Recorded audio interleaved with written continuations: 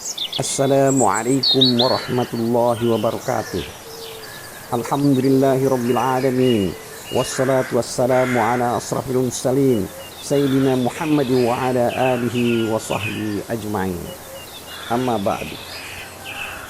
Hadis Muslim nomor 651, artinya diriwayatkan dari Ibnu Abbas radhiyallahu anhu, ia berkata, Rasulullah Shallallahu Alaihi Wasallam telah menetapkan mikot bagi penduduk Madinah adalah Zul Hulaifah, bagi penduduk Syam adalah Juhfah, bagi penduduk Najd adalah Karnul Manazil, dan bagi penduduk Yaman adalah Yalamlam.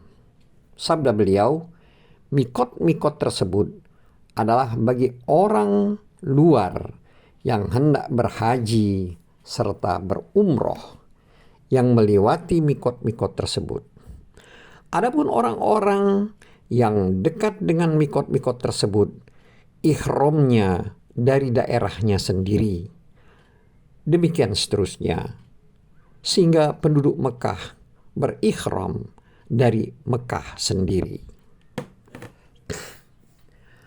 Hadis ini juga diriwayatkan oleh Al-Bukhari nomor hadis 1524. Hadis Muslim nomor 652. Diriwayatkan dari Abu Zubair bahwasanya dia pernah mendengar Jabir bin Abdullah radhiyallahu anhu ditanya tentang mikot. Lalu Jabir mengatakan, aku pernah mendengar pertanyaan yang diajukan kepada Nabi SAW. Lalu beliau menjawab, mikot penduduk Madinah adalah Zulhulaifah. Mikot jalur yang lain adalah dari Juhfah. Mikot penduduk Irak adalah dari Zatu Irak. Mikot penduduk Najd adalah dari Kornul Manazil, dan mikot penduduk Yaman adalah Yalamlam.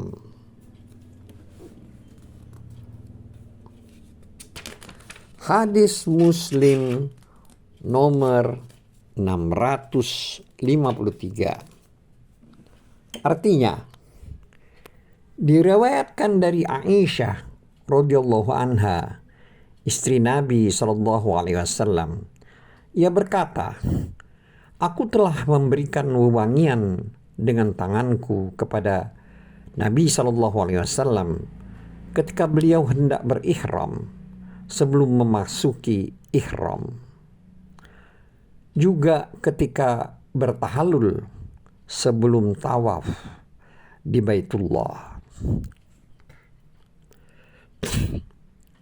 Hadis ini juga diriwayatkan oleh Al-Bukhari nomor hadis 1539. Hadis Muslim nomor 654. Artinya,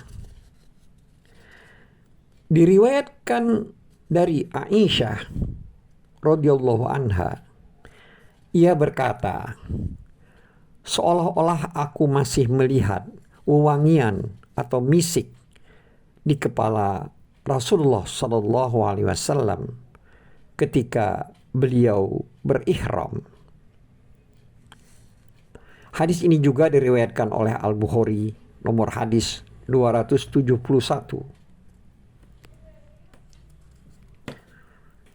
Hadis Muslim nomor 655. Artinya, diriwayatkan dari Abu Sa'id Al-Khudri radhiyallahu anhu bahwasanya Rasulullah Shallallahu Alaihi Wasallam pernah menuturkan seorang perempuan Bani Israel yang memenuhi cincinnya dengan minyak misik. Misik adalah sebaik-baik wewangian. Hadis Muslim nomor 656. Artinya, diriwayatkan dari Nafi, ia berkata, bila Umar radhiyallahu anhu membuat wewangian, dia menggunakan kayu gaharu tanpa dilunakkan, tanpa dilembutkan, dengan dicampur kapur barus. Lalu dia katakan, demikian inilah biasanya Rasulullah Shallallahu Alaihi Wasallam membuat wewangian. Hadis Muslim nomor 657. Artinya, diriwayatkan dari Abu Hurairah radhiyallahu anhu, ia berkata, Rasulullah Shallallahu Alaihi Wasallam pernah bersabda, barang siapa disuguhi tumbuhan raihan yang berbau wangi, maka janganlah menolak, karena tumbuhan tersebut ringan di bawah, namun harum baunya. Hadis Muslim nomor 658. Artinya, diriwayatkan dari Salim bin Abdullah bahwasanya dia pernah mendengar ayahnya mengatakan, Baidak, inilah yang kalian mendustakannya terhadap Rasulullah Shallallahu Alaihi Wasallam. Rasulullah Shallallahu Alaihi Wasallam tidaklah memulai ihram kecuali dari dekat masjid ini, yakni Zulhulaifah. Hadis ini juga diriwayatkan oleh Al-Bukhari nomor hadis 1541.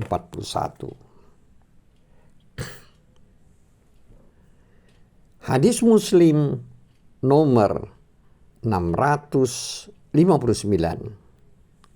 Artinya, diriwayatkan dari Ubaid bin Jurai bahwasanya dia telah bertanya kepada Abdullah bin Umar radhiyallahu anhu, hai ayah Abdurrahman, aku lihat Anda melakukan 4 hal yang tidak dilakukan oleh teman-teman Anda. Kata Abdullah bin Umar, apa 4 hal itu, hai Ibnu Juraij? Kata Ibnu Juraij, aku lihat Anda tidak menyentuh rukun-rukun di Ka'bah kecuali rukun Yamani.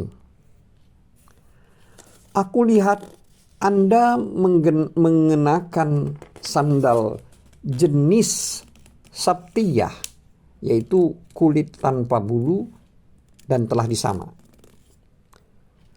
Aku lihat Anda menggunakan warna kuning. Dan ketika Anda berada di Mekah, aku lihat orang-orang sudah berihram ketika mereka melihat hilal atau bulan di awal tanggal. Sekarang Anda tidak berihram sehingga tiba hari Tarwiyah. Abdullah bin Umar menjawab, mengenai rukun-rukun di Ka'bah, sesungguhnya aku tidak melihat Nabi SAW menyentuh rukun-rukun tersebut kecuali rukun Yamani. Tentang sandal jenis sabtiyah, karena aku pernah melihat Nabi SAW memakai sandal yang tidak berbulu dan beliau berwudu dengannya, sehingga aku senang memakai sandal itu. Mengenai warna kuning, karena aku pernah melihat Nabi SAW menggunakan warna tersebut, maka aku senang memakainya.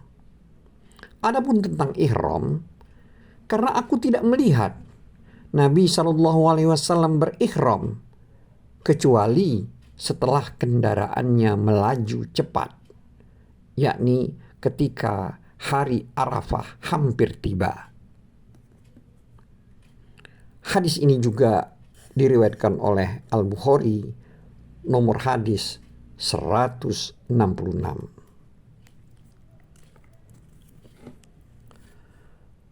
Hadis Muslim 660.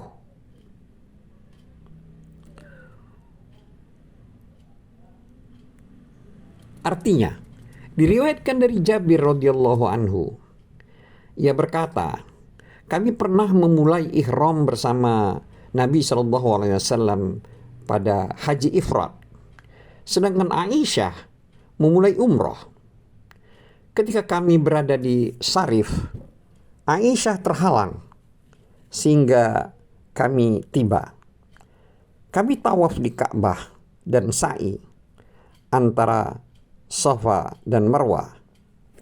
Setelah itu, Nabi SAW memerintahkan orang-orang di antara kami yang tidak memiliki hewan, hadyu, yaitu sembelihan, agar bertahalul. Kami tanyakan, tahalul apa? Beliau menjawab, tahalul total. Kata Jabir, lalu kami menggauli istri-istri kami. Kami gunakan wewangian dan kami kenakan pakaian kami. Maksudnya bukan pakaian ihram. Sedangkan antara kami dengan hari Arafah hanya tinggal 4 malam. Kemudian kami berikhram pada hari Tarwiyah. Lalu Nabi SAW masuk ke tempat Aisyah. Tiba-tiba beliau mendapatinya sedang menangis. Lalu beliau bertanya, ada apa denganmu? Aisyah menjawab, aku sedang haid. Orang-orang sudah bertahalul, sedangkan aku belum bertahalul dan belum tawaf di Baitullah. Dan orang-orang pun sekarang sudah berangkat memulai haji. Nabi SAW bersabda, ini adalah ketetapan Allah terhadap kaum wanita. Mandilah dan lalu berikhramlah untuk haji. Aisyah kemudian melaksanakannya. Lalu dia jalani wukuf dan berhenti di tempat-tempat lain yang telah ditentukan. Setelah suci, maka Aisyah tawaf di Ka'bah dan sa'i antara Safa dan Marwah. Kemudian Nabi SAW bersabda, kau telah tahalul dari hajimu dan umrohmu bersama-sama. Aisyah membantah, ya Rasulullah, tapi aku tidak tawaf di Baitullah sehingga aku tidak berhaji, sehingga aku telah berhaji. Sabda Nabi SAW, hai Abdurrahman, antarkan Aisyah berumroh dari Tan'im. Saat itu adalah malam pelemparan jumroh. Hadis ini juga diriwayatkan oleh Al-Bukhari nomor hadis 1785.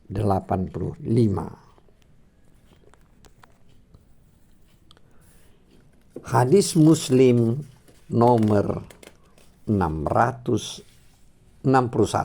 Artinya, diriwayatkan dari Abdullah bin Umar radhiyallahu anhu bahwasanya bila Nabi SAW telah naik di atas kendaraannya di dekat Masjid Zulhulaifah, maka beliau ihram, kemudian mengucapkan labbaik Allahumma labbaik labbaik la syarika laka labbaik innal hamda wan ni'mataka laka wal mulk la syarika lak, yang artinya, ya Allah, aku mendatangi panggilanmu, tiada sekutu bagimu, sesungguhnya segala puji, kenikmatan dan kerajaan adalah milikmu, ya Allah, tiada sekutu bagimu.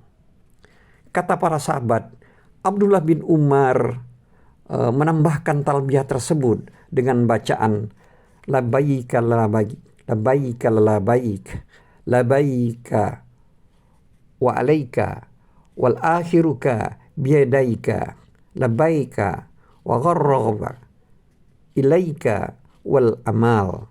Aku penuhi panggilanmu ya Allah untuk mencari ridhomu, kebaikan ada pada kekuasaanmu.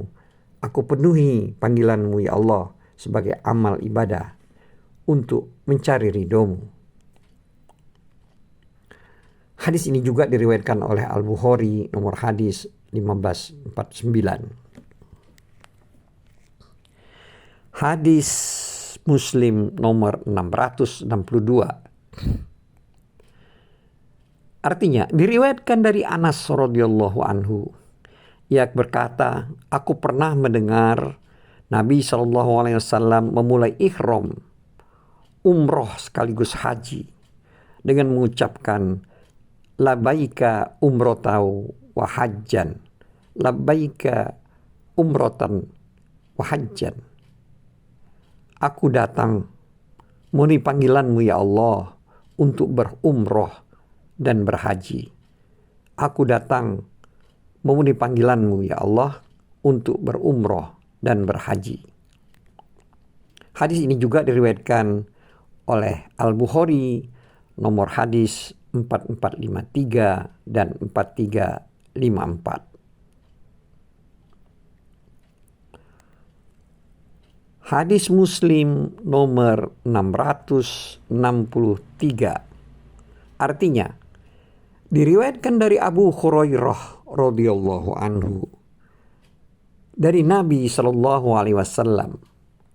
Beliau bersabda, demi Allah yang menguasai diriku, sungguh Isa bin Maryam akan memulai ihram di celah rembah Rauha untuk berhaji atau berumroh, atau untuk kedua-duanya bersamaan. Wallahu a'lam bissawab. Wabillahi taufiq wal hidayah. Wassalamualaikum warahmatullahi wabarakatuh.